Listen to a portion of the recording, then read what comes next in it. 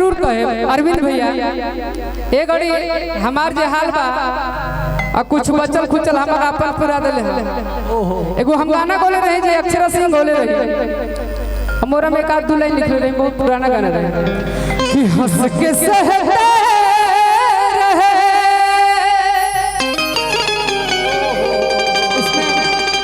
एक कार्यक्रम था जिसमें अक्षरा सिंह भी थी और प्रिंस बाबा तबला और ये गाना वहीं पे पहला बार गाया गया था पहला या दूसरा बार कि हंस के सहते रहे कि जिनके जुल्म सितम हम तो सब सत्संग ही भुला गए बहुत ज्यादा खुश हुई थे कैलन गई अरे कि गंगा के पानी ऐसन कि प्यारी पवित्र कि तोहरा के मन ले रही कि जाने देवता पीतर और इसके साथ गाते थे कि जो मेरी रूह को चैन दे प्यार दे जो मेरी रूह को चैन दे प्यार दे वो खुशी बन गए हो तुम जिंदगी बन गए हो तुम हाँ जिंदगी बन गए ये मेरे दोस्त आ गए मेरे लिए तो अभी आए हैं कहाँ रहे करूँ भैया भेजिया जी रहो कैसा दे हमारे मीरा जी अब तनी आई जीजा जी आई अकेले आई बनी का हमरा लगा कि वही के लेके चल बनी ओहो हमार दोस्त ना तारा सना चाहिए इतना ले सब व्यवस्था वहां कर दिला अपने मेन टाइम पे भागे नहीं हां जो मेरी रूह को चैन दे प्यार दे वो खुशी बन गए हो जिंदगी बन गए हो हाँ जिंदगी बन गए हो लेकिन हम का वतन अभी क्या हंस के सहते रहे भोला बाबा हमारे इतना नो दिल टूटल बा अपने आप से ओहो कि अजी तो हलचल भी ना बुझी इनकर तो पता ना कितना बार दिल टूटल बा ओहो हम कहते हैं हंस के सहते रहे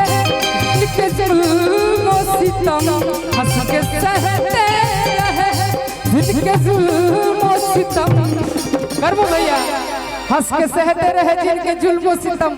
नाम उसने मेरा बेवफा रख दिया नाम उसने मेरा बेवफा रख दिया भैया अरविंद भैया भैया भैया नाम उसने मेरा बेवफा रख दिया मेरे महबूब की मेरे महबूब की सादगी देखिए मेरे महबूब की सादगी देखिए महबूब की सादगी देखिए नाम रखना था क्या और क्या रख दिया नाम उसने मेरा बेवफा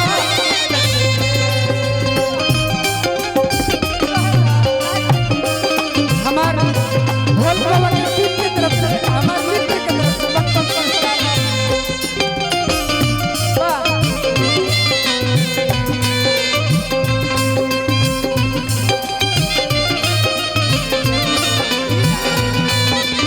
फिर भी उनका इंतजार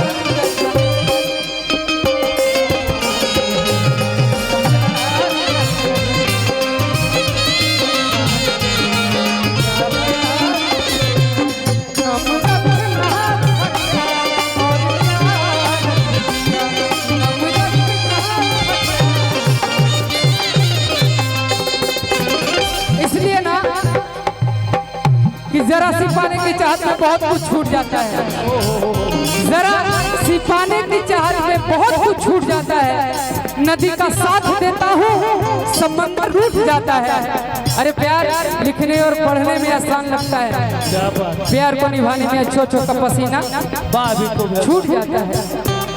नाम रखना क्या और क्या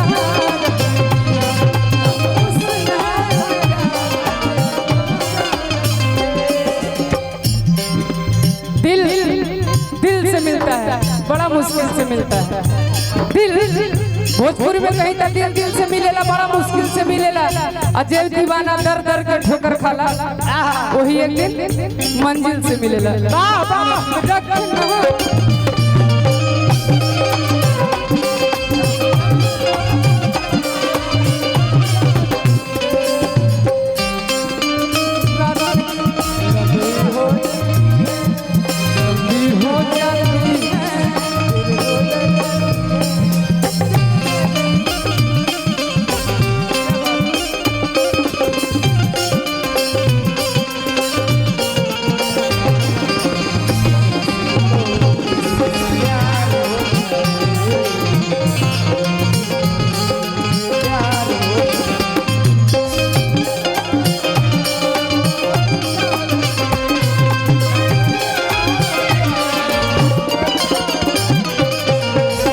अब हमरा के माला में मत पहनावा करमू भैया, काहे कि अब हमारे जीवन में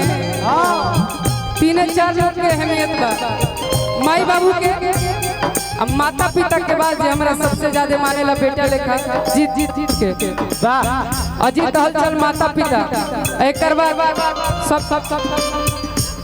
हम रखना था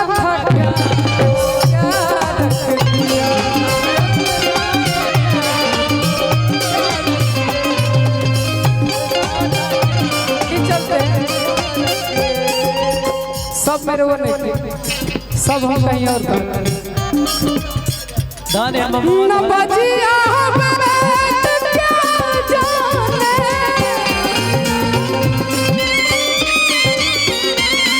मुझे दिल की बीमारी है, मुझे बीमारी है, मुझे दिल की बीमारी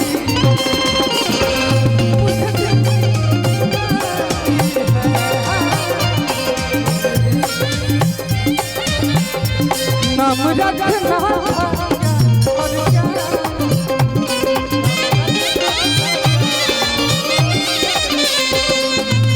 ये गाना की आखिरी लाइन और हमार भी आखिरी लाइन तार कोनो दूसर माइक को भेज दे दो क्या बता लब माइक बोल। Hello hello hello hello hello hello hello इसमें मिला दीजिएगा। हेलो हेलो बेस इसमें डाल दीजिएगा। ये कहते हैं ना कि दिल अगर एक बार टूट जाए ना तो जोड़ना बहुत मुश्किल है। झूठेगा भी तो सुई डोरा टाका लगे, ये चलते टूट जाए न ये खेल ही खेल में दिल से मत कीजिए इस तरह दिल लगे।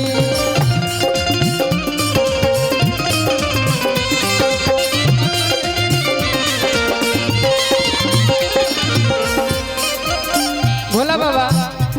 दिल है मेरा ये कोई